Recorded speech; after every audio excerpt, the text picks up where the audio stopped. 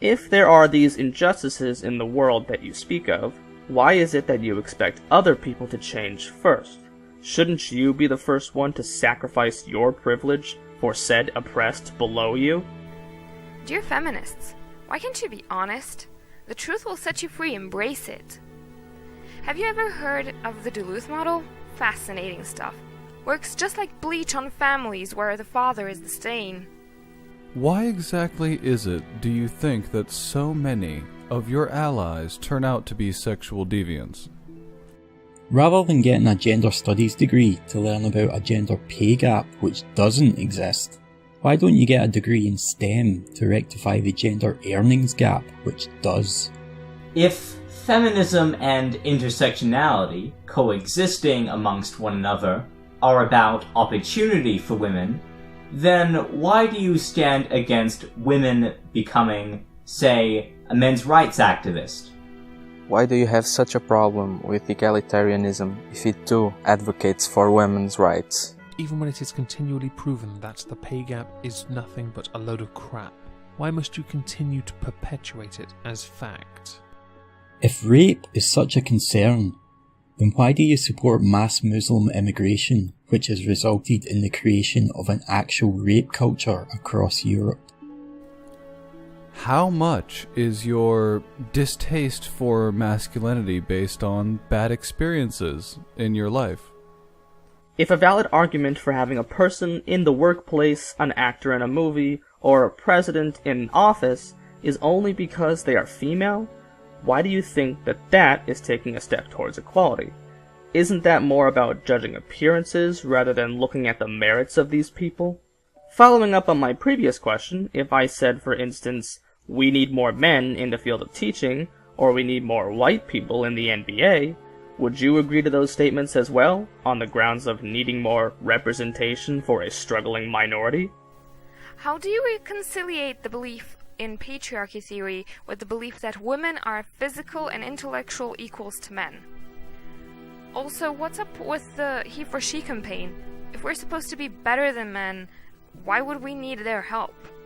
Why do you see hiring quotas and equality of outcome as valid promotions of equality?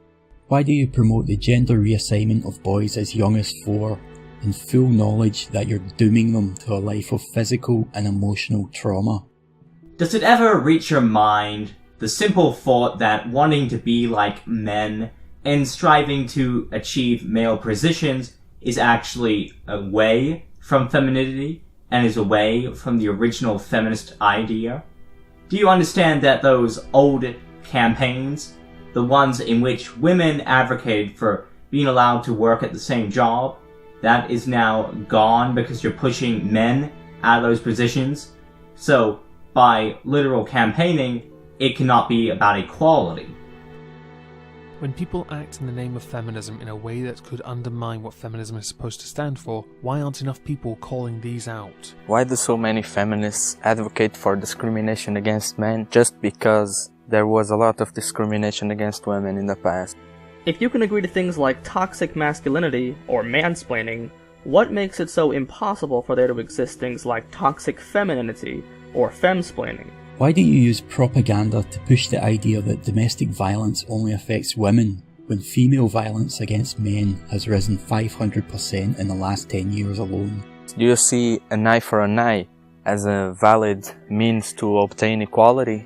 What laws exactly would you put in place to change the system from its current existent state? What rights are you fighting for? What rights do men have that women don't? Why must intersectional feminism be proud of everything that's terrible? First it was obesity that needed this weird pride acceptance movement, and now it's STDs. If feminism is empowering women, then why does it create so many special snowflakes who see being a victim as a life goal to aspire to? Do you think that patriarchy theory within feminism has falsifiability? Do you think that it can be proven wrong? Do you think it's possible that perhaps women have influenced men that have influenced society regardless of their own personal positions? Could you please tell me one significant advancement that feminism has contributed to in the past 10 years? Do you really believe that the declining performance of boys in education is an indication of female superiority? Or are you willing to concede that treating boys as defective girls has a negative impact on their performance, and that this practice is a direct result of the insidious feminist invasion of our schools?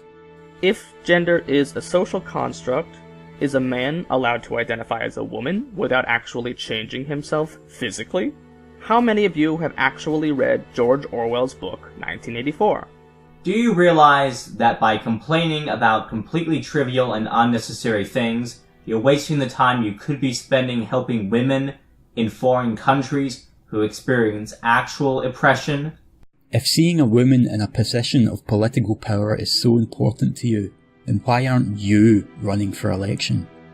With a large number of the online community feminists claiming that feminism stands for equality, why don't they help push for shelters for men? Why don't they help push for domestic violence shelters and support groups for men that they are being denied because they are only really for women? What is it with the delusion that men aren't held to social standards in almost the same way, if not exceeding ways, to that which women are? If feminism isn't about man-hating, then why were all founding members of the movement such open man-haters? Why can't you comprehend that intersectionality does nothing to solve any problems? It only deepens the perceived or existing divide by establishing an arbitrary pecking order based on genetics and status instead of merit and personal traits. If you hate stereotypes so much, then why do you always feel the need to become one?